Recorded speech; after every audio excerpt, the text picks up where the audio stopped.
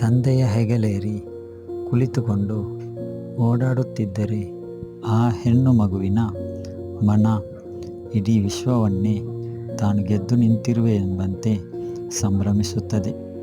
ರಾತ್ರಿಯಲ್ಲಿ ಅಪ್ಪನ ಎದೆ ಮೇಲೆ ಮಲಗಿ ಚಂದಮಾಮ ನೀನು ಮುಳುಗಲೇಬೇಡ ಎಂದು ಬೇಡಿಕೊಳ್ಳುವ ಮನ.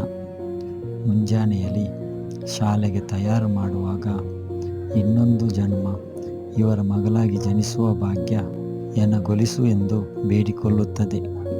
ಅಪ್ಪನ ಕೈ ಬೆರಳು ಹಿಡಿದು ನಡೆವಾಗ ವಿಶ್ವವೇ ತನ್ನೊಡನೆ ಇದೆ ಎಂದು ಖುಷಿಪಡುತ್ತಿದ್ದ ಮನ ಎಂದಿಗೂ ಅವರ ಅಗಲುವಿಕೆಯ ಕಲ್ಪನೆಯನ್ನು ಮಾಡಿರಲಿಲ್ಲ.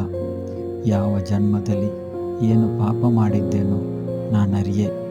ಈ ಜನ್ಮದಲ್ಲಿ ತಂದೆಯ ಪ್ರೀತಿ ಅನುಭವಿಸುವ ಪುಣ್ಯ ನನಗೊದಗಲಿಲ್ಲ ಎಂಬ ಕೊರಗು ನನ್ನಲ್ಲಿ ಸದಾ ಜೀವಂತ.